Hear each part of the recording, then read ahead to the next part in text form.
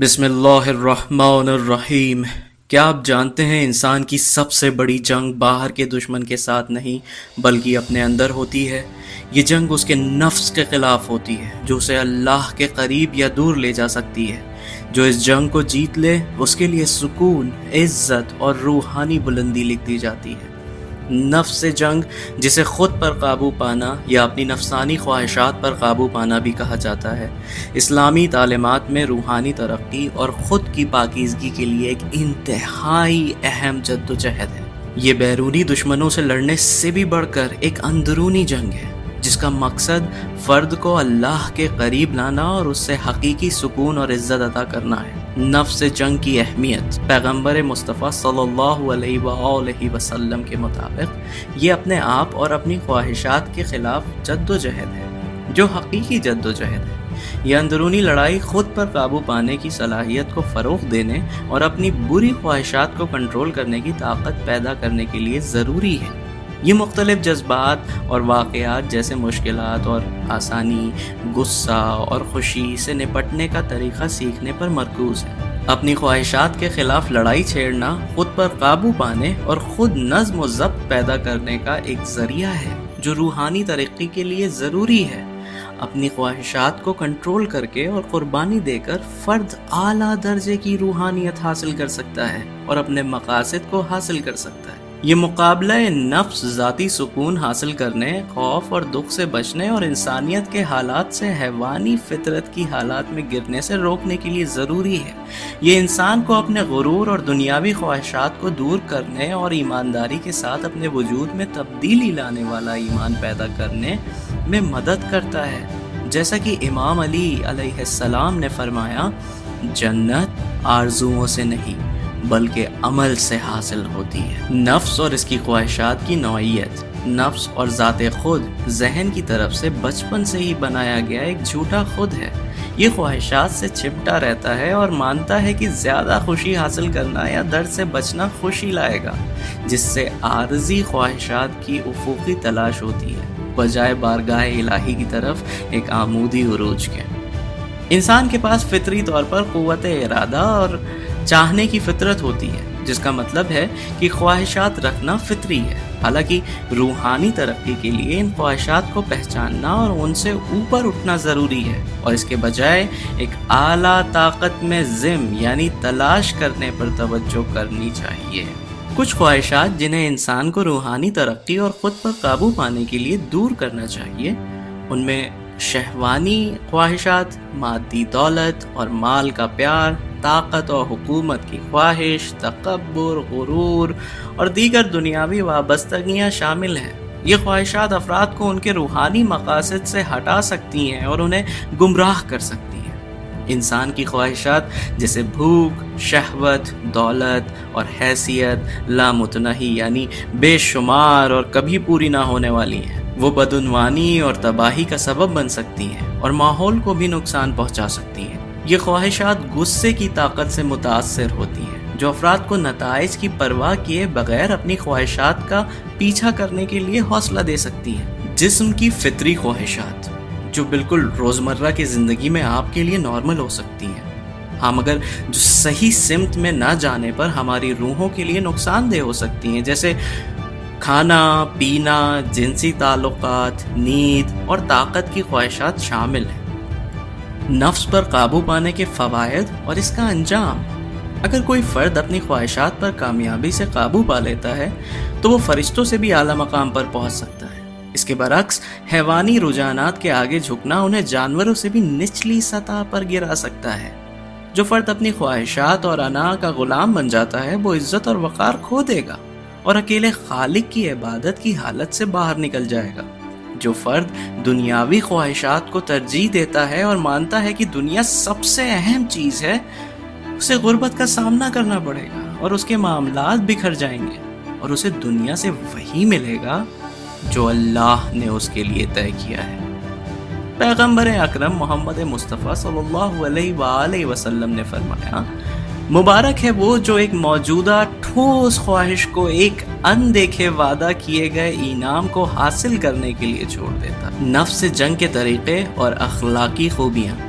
ہر انسان کو زندگی میں مشکلات کو دور کرنے اور سکون حاصل کرنے کے لیے زندگی کے واحد مقصد کے طور پر آخری حقیقت کی طرف رخ کرنا ضروری ہے، جس میں ہے نمبر 1 علم، غور و فکر، نتائج پر غور۔ فرد کو اپنے اعمال کے نتائج کے بارے میں سوچنا چاہیے اور یاد رکھنا چاہیے کہ انہیں قیامت کے دن ان کے لیے جواب دہ ہونا ہوگا۔ انہیں اس حقیقت پر بھی غور کرنا چاہیے کہ موت کسی بھی وقت آ سکتی ہے، اور سوچنا چاہیے کہ ان کے اعمال کے لیے ان کا انصاف کیسے کیا جائے گا۔ نمبر 2 اللہ کو یاد رکھنا۔ اللہ کو یاد کر کے اور گناہوں کی سزا کو یاد کر کے کوئی اپنی بے لگام خواہشات کو کنٹرول کر سکتا ہے اور گناہ کے کاموں سے دور رہ سکتا ہے۔ یہ سچے ارادوں کے ساتھ اور اللہ کے سامنے ایمانداری سے خود کو پیش کر کے حاصل کیا جا سکتا ہے۔ نمبر 3 دنیا کی فطرت پر غور۔ دنیاوی خواہشات سے بے رخی پیدا کرنے کا ایک طریقہ دنیا کی فطرت پر، اس کی حدود پر غور کرنا ہے۔ ہر فرد کو خود سے پوچھنا چاہیے کہ کیا وہ طاقت اور دولت کے لیے اپنے اقدار اور اصولوں کو قربان کرنے کو تیار ہوں گے۔ نمبر 4 مسلسل خود نگرانی۔ غرور کو دور کرنے، خواہشات کو قابو میں کرنے اور خدا پر اٹوٹ توجہ برقرار رکھنے کے لیے مسلسل خود نگرانی اور جان بوجھ کر اپنے غرور کو چیلنج کرنا ضروری ہے۔ نمبر 5 اللہ کی موجودگی کو پہچاننا۔ حقیقی طاقت اندھے ایمان میں نہیں ہے، بلکہ اللہ کی مثال موجودگی کو پہچاننے اور اس کی دعوت کا جواب دینے میں ہے۔ انسان کو اللہ کی صفات اور ارادے کی گہری سمجھ پیدا کرنی اور اپنی زندگی میں اس کے الہی صفات کو دلوں کی گہرائی سے سمجھنے کی کوشش کرنی چاہیے۔ نمبر 6 خدا کو خوش کرنا۔ ایک عام چیلنج جس کا لوگ اپنی روحانی سفر میں سامنا کرتے ہیں وہ ہے دوسروں کو خوش کرنا اور ان کی قبولیت کی تلاش کرنا ہے، بجائے اس کے کہ خدا کو خوش کرنے پر توجہ مرکوز کی جائے۔ اس پر قابو پایا جا سکتا ہے یہ یاد کر کے کہ ہمارے وجود کا مقصد قادر مطلق خداوند عالم کو خوش کرنا ہے، نہ کہ اس بات کی فکر کرنا کہ دوسرے لوگ کیا سوچ سکتے ہیں یا یہ کیا چاہتے ہیں۔ اعمالی اقدامات اور عبادات کے کام۔ نمبر 1 روزہ نفسانی خواہشات کو کنٹرول کرنے میں بہت مددگار ہے، جیسا کہ پیغمبر کی حدیث دوبارہ متوجہ کرتی ہے۔ نفسانی خواہشات کی پیروی کے برے نتائج اور گناہ کے کاموں سے بچنے میں اللہ کے حکم کی پیروی کے عظیم انعام کے بارے میں سوچنا بھی نفسیاتی خواہشات کو کنٹرول کرنے میں انسان کو زیادہ قابل بنانے میں مدد کرے گا۔ نمبر 2 پشیمانی اور ایمانداری۔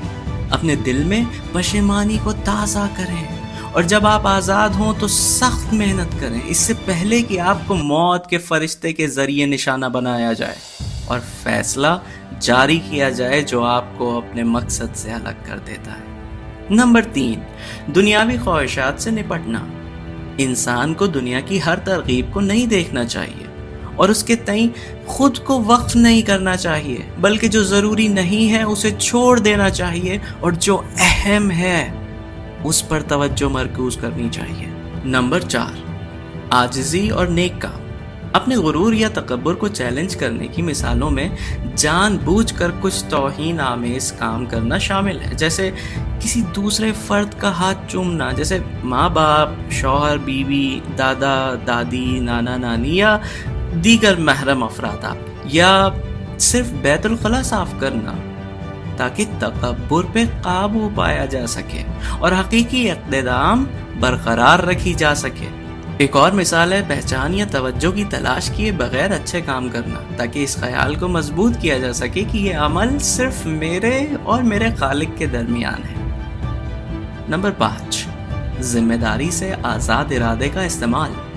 سچی آزادی جواب دہ آزادی ہے، جس کا مطلب ہے خدا کے ذریعے مقرر کی گئی حدود کے اندر اپنی آزاد مرضی کا ذمہ داری سے استعمال کرنا۔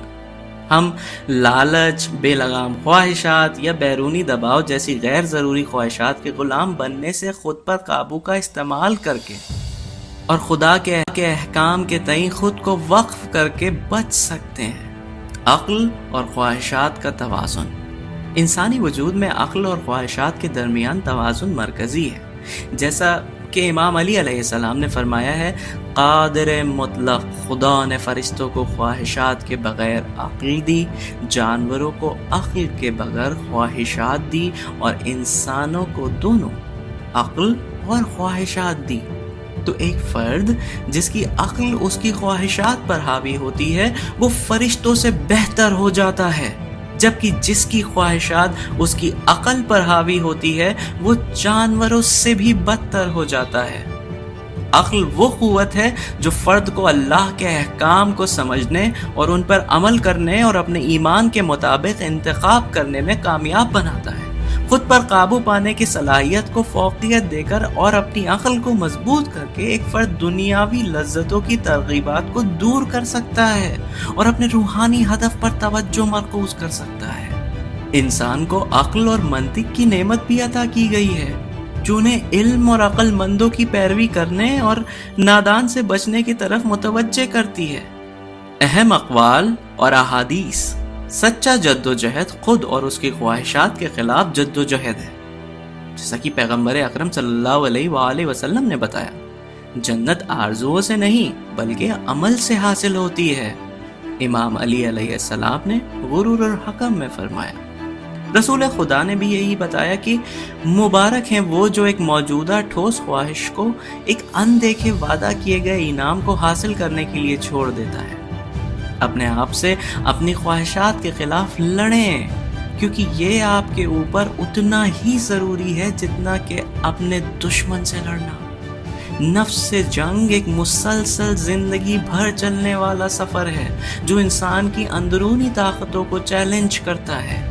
یہ صرف منفی خواہشات کو دبانا نہیں ہے بلکہ انہیں ایک اعلیٰ الہی مقصد کی طرف موڑنا ہے۔ اس پورے سفر کا نتیجہ یہ ہے کہ نفس جنگ اصل روحانی امتحان ہے۔ جو شخص اپنے اندر کی خواہشات پر قابو پا لیتا ہے وہ صرف سکون ہی نہیں بلکہ عزت بھی پا لیتا ہے۔ اس کی زندگی غرور، ہوس اور لالچ سے پاک ہو کر روحانی نور سے روشن ہو جاتی ہے۔ اللہ اسے اپنے قریب کر لیتا ہے اور اس کے درجے فرشتوں سے بھی بلند ہو جاتے ہیں۔ یہی اصل کامیابی ہے جو دنیا اور آخرت دونوں میں انسان کو بہترین انعام دیتی ہے۔ خدا حافظ، التماس دعا۔